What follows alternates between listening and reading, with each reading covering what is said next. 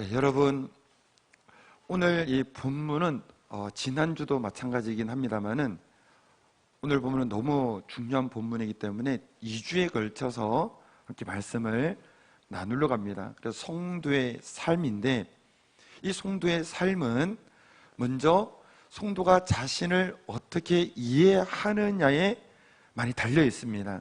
그래서 여러분, 우리가 자신을 어떻게 생각하느냐, 나는 어떤 사람이냐, 이게 영향을 끼칩니다. 좀 우스개 이야기이긴 합니다만은 아주 옛날 영화인 것 같은데, 그렇게 썩 좋은 영화는 아닙니다만은, 한 사람이 나는 한 사람만 끝까지 따라가는 사람이야, 뭐 이렇게 자기를 정의하더라고요.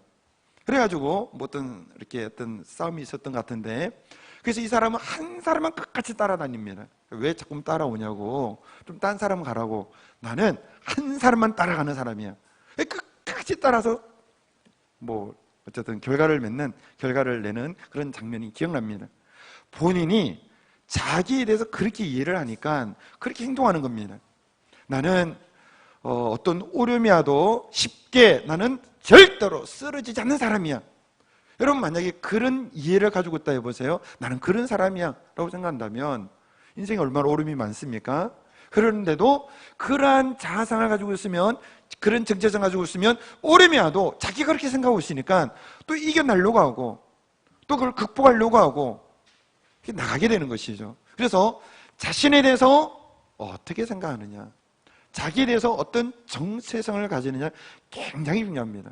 여러분, 자신에 대해서 어떻게 생각하십니까?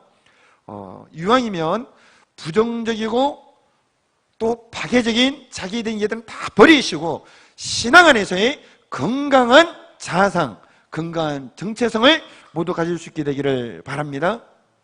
자, 오늘 성도의 삶에 대해서 오늘 보면 굉장히 일기에 나옵니다. 그래서 긍휼과 자비와 온유와 오래 참은 옷 입고, 불만이 있거든 서로 피차 용서하라고 말씀하고, 모든 것에 사랑을 더하라고 그러고, 평강이 넘으면 주장하게 하라고 말씀하시고, 모든 일에 감사하는 자가 되라고 쭉 이야기가 나오는데, 이러한 것은 성도의 삶입니다.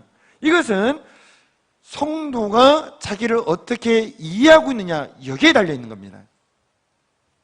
여전히 자신을 죄인이라고 생각하고 있거나, 여전히 자신은 하나님의 사랑을 받지 못하고 영원한 멸망을 향해 달려가고 있는 그런 자상을 가지고 있으면 절대로 이러한 삶 살 수가 없습니다.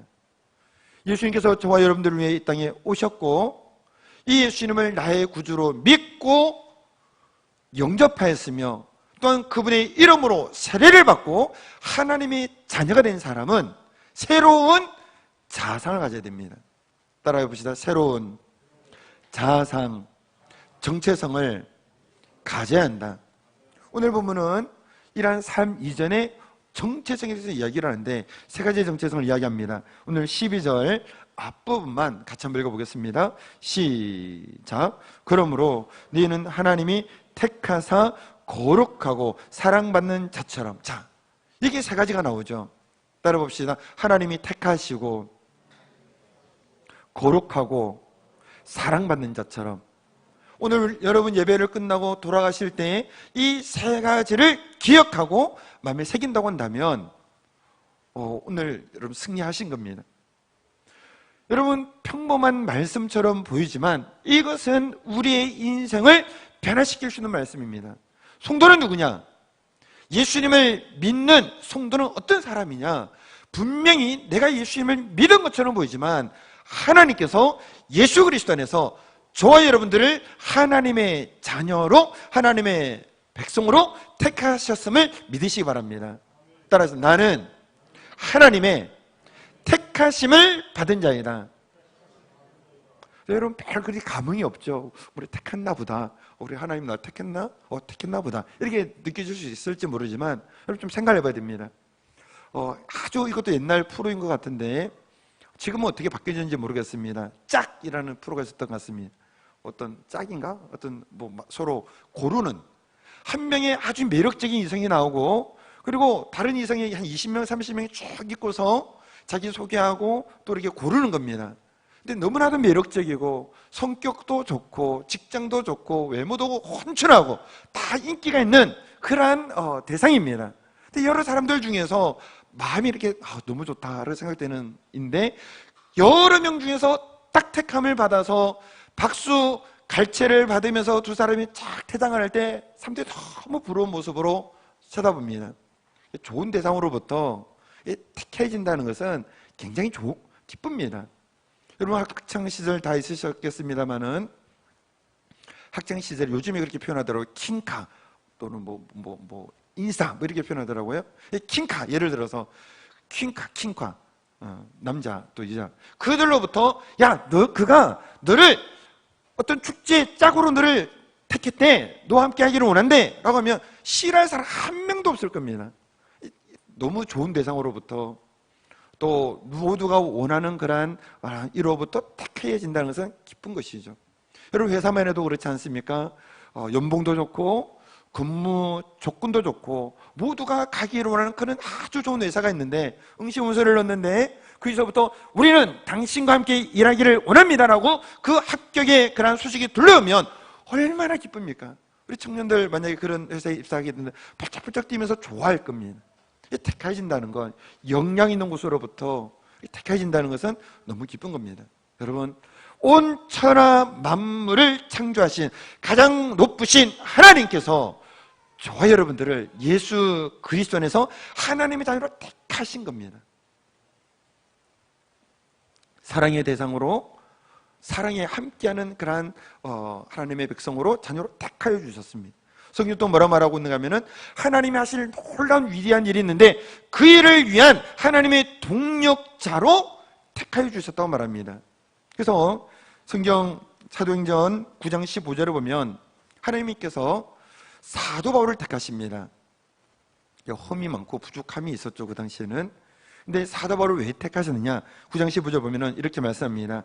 이 사람은 내 이름을 이방인과 임금들과 이스라엘 자손들에게 전하기 위하여 택한 나의 그릇이라. 수많은 사람들 중에서 사도 바울을 택했는데 하나님의 일을 위하여 택했다는 겁니다. 그러면 여러분 보세요. 오늘 저 여러분들을 예수님 안에서, 예수를 믿고 우리가 하나님 자녀가 됐는데, 우리가 믿은 것처럼 보이지만 하나님 우리를 택하신 겁니다. 무엇을 위해서 택하신 겁니까? 물론 하나님의 사랑 안에서 우리 살아가지만 그와 함께 하나님의 하실 일을 위하여 우리를 택하셨다는 걸 믿으시기 바랍니다.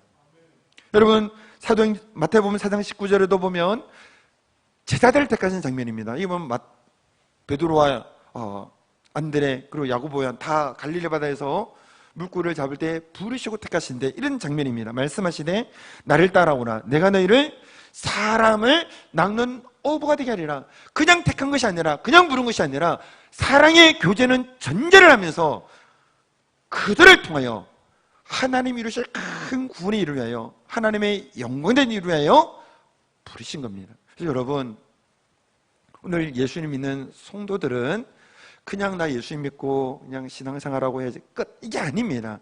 하나님이 저와 여러분들 위하여 부르신 일이 있고, 그 하나님의 하실 일들의 동력자로 저는 부르셨음을 믿고 그 부름에 응답하여 우리가 하나님 택함 받은 자 잘 나갈 수 있는 여러분 되기 바랍니다. 자, 두 번째는 뭐냐? 따라하겠습니다. 성도는 거룩한 자이라. 여러분, 이 거룩에 대해서 우리가 조금 오해를 자칫하면은, 죄를 한 번도 안 짓고 나쁜 짓은 하나도 안 하고 정말로 조금 더 은남이 없이 그렇게 사는 자, 물론 그런 의미도 있지만 여기에서의 거룩은 하나님을 위하여 구별된 자라는 뜻이 있습니다. 물론 그런 죄와 당연히 멀리해야 되겠죠, 성도니까. 그러나 이 거룩은 하나님을 위하여 살아가는 자다, 하나님을 위한 존재다라는 뜻입니다. 그리고 이렇게 말해도 그게 좀 덜 와닿죠. 가정마다 다 다르고, 예전에는 아마 대체로 다 그랬으라 생각됩니다만은 부모님의 밥그릇은 달랐습니다. 예전에 기억나시죠? 이거는 아버지 밥그릇, 어머니 밥그릇. 그리고 수저도 이거는 아버지가 쓰시는 숟가락, 젓가락 따로 있었습니다. 어머니가 쓰시는 숟가락, 젓가락 따로 있었습니다. 그것은 구별됐습니다. 그거를 그냥 아무 일에나 쓰지 않습니다. 그럼 뭐라 합니다. 이거는 아버지를 위한 거야. 구별된 것이죠. 거룩이란 것은 죄 없이 순결하게 경건하게 사는 그 삶도 의미하지만 여기서의 거룩은 하나님을 위한 삶, 하나님을 위한 자로 하나님의 구별됐던 삶으로 그 의미를 담겨져 있는 겁니다. 그래서 여러분, 성도는 우리가 똑같이 세상을 살아가지만 하나님의 택하신 자이고 거룩한 자, 하나님을 위하여 살도록 구별되어졌기 때문에 세상 사람들과 똑같이 살 수 없습니다. 여러분, 세상 사람들은 얼마나 죄를 많이 짓습니까? 양심도 속이고 삶도 보이지 않으면 타협하기도 하고 이런저런 죄를 많이 짓죠. 물론 우리도 그런 연약함이 있습니다. 그러나 십자가의 보혈로 회개하고 또 돌아서고 또 이겨나가기 위해서 성령의 도우심을 구하면서 나갑니다. 그와 함께 성도는 우리의 생명이, 우리의 시간이, 우리의 물질이 세상 사람들은 나의 만족, 나의 목적, 나의 어떤 야망, 그것만을 위해서 쓰여지는 게 아니라, 우리는 그런 삶이 아니라 하나님을 위하여 살아가는 인생이 되어야 됩니다. 이것이 성도가 거룩하다는 뜻입니다. 물론 성령님이 우리와 함께 계심으로 성도는 성령님으로 거룩하죠. 하나님의 구별된 존재라는 겁니다. 여러분, 고린도전서 3장 2, 3절 보면 성도에 대해서 이렇게 말합니다. 너희는 그리스도의 것이요, 따라요, 너희는 그리스도의 것이요. 여러분, 십자가의 예수님을 믿을 때 그분의 피로 죄에서, 사단의 속박에서, 영원한 멸망에서 구원받아 하나님께 속한 자, 그리스도께 속한 자가 된 겁니다. 고린도전서 6장 19절 20절에 보면, 끝에 보면은 너희는 너희 자신의 것이 아니라 값으로 산 것이 되었으니 그 이제 너희 몸으로 하나님께 영광을 돌리라라고 말씀하고 있는 겁니다. 이 구별된 자를 가장 잘 표현해주는 구약의 두 인물이 나오는데, 한 명이 바로 나시린입니다. 나시린은 하나님께 일정 기간 구별에 들여졌습니다. 이 기간 동안에는요, 포도주와 독주를 먹어서는 안 되고, 삭도, 머리 깎는 것이죠. 삭도를 머리에 대서는 안 되고, 시체를 가까이 해서는 안 됩니다. 모든 부정적인 것에서부터 떠나 있어야 됐습니다. 레위인이 하나님을 위하여 구별된 자들입니다. 이들은 하나님의 일을 위하여 그 일을 감당하는 겁니다. 물론 우리가 세상을 사니까 일반 일들, 그걸 다 내려놓으라, 그런 뜻은 아닙니다. 오늘 성도가 거룩하다는 것은 하나님의 구별됐기 때문에 우리의 삶은 하나님의 영광을 위하여, 하나님의 뜻을 위하여 살아가야 한다는 겁니다. 그래서 고린도전서 10장 31절을 같이 한번 읽어보겠습니다. 시작. 늘 그런즉 너희가 먹든지 마시든지 무엇을 하든지 다 하나님의 영광을 위하여 하라. 여러분, 이렇게 사실 수 있으시겠습니까? 근데 이렇게 살아야 하는 겁니다. 정체성, 성도는 누구냐? 예수님 안에서 택하여진 자, 하나님의 사랑의 대상으로, 하나님의 일을 위하여, 그리고 거룩한 자는 하나님의 영광에 살도록 세상 구별된 자인 겁니다. 세상 사람 똑같이 살아서 안 됩니다. 제약에 휩쓸려 살아서도 안 됩니다. 구별되어서 하나님의 영광에서 살아야 되는 것이죠. 세 번째는 뭐냐? 성도는 하나님의 사랑받는 자이다. 그리고 이것도 우리가 늘 나누는 그런 부분 아닙니까? 단지 하나님 날 사랑하신다는데 왜 저는 안 느껴져요? 안 느껴져요? 이럽니다만은, 여러분, 우리가 은혜 가운데 들어갈 때 하나님의 그 체험적인 사랑이 부어질 줄 믿습니다. 우리가 그렇지 않습니다만은 바닷물이 짠지 짜지 않은지 알려면 가장 쉬운 것은 바닷물에 들어가서 먹는 것이죠. 한번 먹어보는 것이죠. 푹 담겨보는 것이죠. 기도를 통하여, 말씀을 통하여, 예배를 통하여 하나님의 은혜 속에 푹 잠길 때 십자가에서 얼만큼 우리를 사랑하시는지를 우리가 체험적으로 경험하게 되는 은혜가 있게 될 줄 믿습니다. 그 사랑이 더 깊어지기를 바랍니다. 근데 성도는 하나님 택하시고 하나님을 위하여 살아가도록 구별된 거룩한 자이고, 성도는 하나님의 사랑의 대상이라는 겁니다. 근데 여러분, 우리가 살다 보면 자신에 대해서 그렇게 생각하지 못할 때가 많습니다. 사랑받지 못하는 존재로, 또 사랑스럽지 않는 자로, 그게 자기에 대해서 생각할 때 있습니다. 왜냐하면 우리가 자라날 때 충분한 이렇게 사랑을 받으면 감사한 일이지만 그렇게 받지 못하고 클 때가 많습니다. 이거 우리의 자생에 형성하게 영향을 끼치게 되죠. 그래서 뭔가를 이루어야 되고 업적이 있어야 되고 조건이 있어야 되냐? 나는 사랑받고, 그렇지 못하면 사랑받지 못하고, 그리고 항상 이런 부분 속에서 우리가 연약함과 또 자신감이 없을 때가 있습니다. 근데 여러분 기억하십시오. 하나님께서는 예수 그리스도 안에 있는 성도는 너무나도 큰 사랑으로 우리를 품어주시고 안아주시고 우리와 함께 한다는 사실을 여러분 기억하시기를 바랍니다. 여러분, 사랑하면은요, 함께 있고 싶어지죠? 사랑하면 모든 눈과 귀가 그 대상을 향합니다. 사랑하면 그게 모든 걸 아끼지 않고 다 주고 싶으십니다. 김미경 간사님인가요? 이렇게 뭐 예전에 TV 같은 데서 이렇게 소통 관련된 그런 하신 분 있지 않습니까? 자기 아들 이야기를 하는데 좋아하는 여자애가 생기니까 집에 있는 거 다 가져가가지고 그 여자애한테 주더라고 하면서 이렇게 이야기하는 그런 장면이 있었죠. 여러분, 사랑하면 함께 있고 싶어지고 모든 눈과 귀가 오직 그에게만 향하고 있고 가장 최고의 것으로 주고 싶어집니다. 하나님께서 이렇게 저 여러분들을 사랑하신 줄 믿으시기 바랍니다. 시편 139편 5절에 보면은 주께서 나의 앞뒤를 둘러싸시고 내게 안수하셨나이다. 시편 기자가 하나님 얼마나 자기를 사랑하는지 앞뒤 좌우로 나를 둘러싸시고 안수하시나이다. 신약을 살아가는 우리들은 성령님이 아예 우리 마음속에 함께하고 계시죠. 하나님께서 함께 하십니다. 우리를 향하여 눈과 귀를 다 보고 계셔서 우리의 신음소리에 귀를 기울이시면서 우리가 기도하는 그 기도에 들으시고 응답하시고 우리의 눈에 당신의 눈을 떠서 우리를 향하십니다. 가장 좋은 것 주기를 원하십니다. 시편 23편 1절에서부터 5절은 양을 사랑하는 목자의 그 너무나도 좋은 모습을 보입니다. 양을 너무 사랑하는 목자입니다.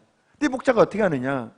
이 목자가 양을 시편 23편 1절에서 5절에 보면은 부족함이 없도록 하는데 쉴만한 푸른 풀밭에 누이고 쉴만한 물가로 인도하고 그리고 나중에는 사망의 음침한 그런 어둠 속에서도 지팡이 막대기로 안위한다는 거예요. 이것은 하나님께서 하나님의 백성된 성도들을 어떻게 사랑하시는지를 보여주는 그런 말씀 아닙니까? 여러분,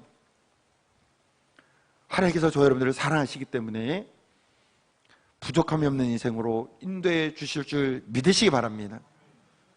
푸른 조장으로 쉴만한 물가로 또 사망의 음침한 골짜기를 지날지라도 주의 지팡이 막대기로 저 여러분들을 지키시고 안위할 줄을 믿으시기 바랍니다. 자, 그러나 우리의 현실을 살아갈 때 보면 이 현실이 사실을 녹록지가 않죠. 굉장히 어려운 요소들이 많습니다. 사단은 그때마다 말합니다. 야, 너는 하나님 사랑받지 않아. 너의 환경을 봐, 너의 여건을 봐. 이렇게 어려운데도 하나님 너를 사랑하신다고? 거짓말이야. 여러분, 이렇게 끊임없이 우리의 신앙을, 하나님이 우리에 대한 사랑을 공격합니다. 절대로 속아 넘어가지 마시기를 바랍니다. 하나님을 사랑하는 자도 연단이 있습니다. 하나님을 사랑하는 자에게도 역사의 어떤 시점 속에서는 정말로 핍박의 시간도 있을 수 있습니다. 그러나 기억하십시오. 하나님은 우리를 사랑하시기 때문에 가장 좋은 것을 예비하시고 주실 것이다. 하나님은 이 모든 역경과 어려움을 변하여 가장 선하게 바꾸어 주신다. 이 믿음을 가지시기를 바랍니다. 그래서 사단마귀가 널 버렸어, 너는 안 돼, 하나님 사랑받지 않아, 이렇게 아무리 말해도 아니야. 하나님은 바꾸실 것이야.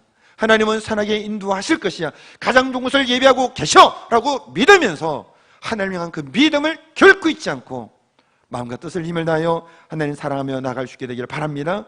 시편 이사야서 49편 15절 16절에 보면은 이사야 선지자를 통해서 이스라엘 향한 하나님의 사랑을 이렇게 표현합니다. 이사야 49장 15절 16절 보면 여인이 어찌 그 젖먹는 자식을 잃겠으며 자기 태선한 아들을 국률에 여기지 않겠느냐. 그들은 혹시 있을지라도 나는 너를 잊지 아니할 것이라. 내가 너를 내 손바닥에 새겼고 내 성벽이 항상 내 앞에 있나니. 여기서 표현을 할 때 내 손바닥에 생겼고 내 성벽이 내 눈앞에 항상 있나니 여인이 어찌 그 젖먹는 아기를 잊겠느냐. 결코 잊지 않으신다는 겁니다. 하나님은 여러분을 잊지 않으십니다. 손바닥에 새기시고 항상 그 눈이 저 여러분들을 향하고 계신 줄 믿으시기 바랍니다.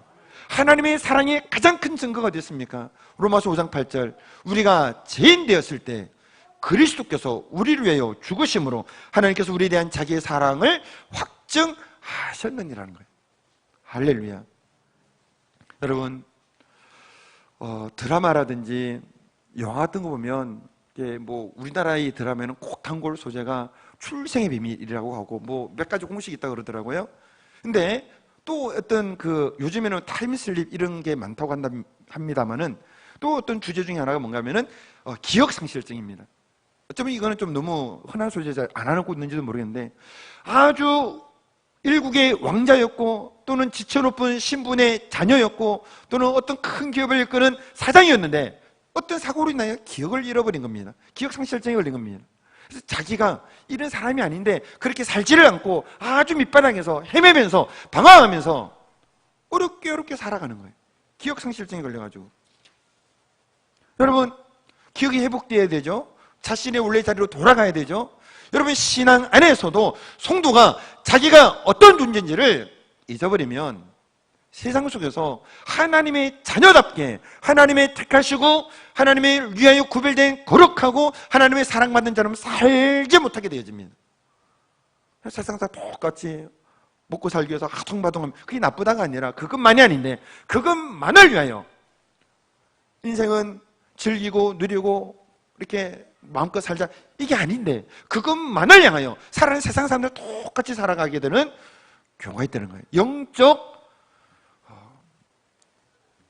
뭡니까? 자기 정체성을 잃어버리면 이렇게 되어진다는 것이죠. 그래서 우리는 성도는 누구냐? 예수님을 믿고 하나님의 자녀로 구원받은 성도는 하나님의 택하신 자다. 그 놀라운 하나님으로부터 하나님의 자녀로 부름받은 자이다. 하나님의 나라의 일을 위하여 하나님의 영광을 위하여 쓰여지도록 구별된 거룩한 자이다. 성령님 우리와 함께 계시고요. 그리고 하나님의 너무나도 큰 사랑을 받은 자이다. 그래서 우리가 할 일은 그 하나님을 더 사랑하는 겁니다. 그 하나님의 영광을 위하여 살아가는 겁니다. 우리도 세상에서 일을 하고 우리도 여러 가지 일들을 하지만 하나님의 영광을 위하여 하나님의 사명을 이루기 위하여 우리는 삶을 살아가야 되는 겁니다. 이런 정체성을 잃지 않고 또 하나님의 성도다운 성도로 살아갈 수 있는 저 여러분 되시기를 바랍니다. 여러분, 우리가 복음성가를 하나 부르려고 하는데요, 우리가 사실 힘들고 지치고 막 쓰러질 때가 있지만 여러분, 그때마다 하나님께서는 너는 내 사랑하는 아들이다 라고 말씀하시면서 우리를 붙잡아 주십니다. 하나님 바라보면서 우리가 이 찬송을 부르고 우리 기도하는 시간을 갖도록 하겠습니다.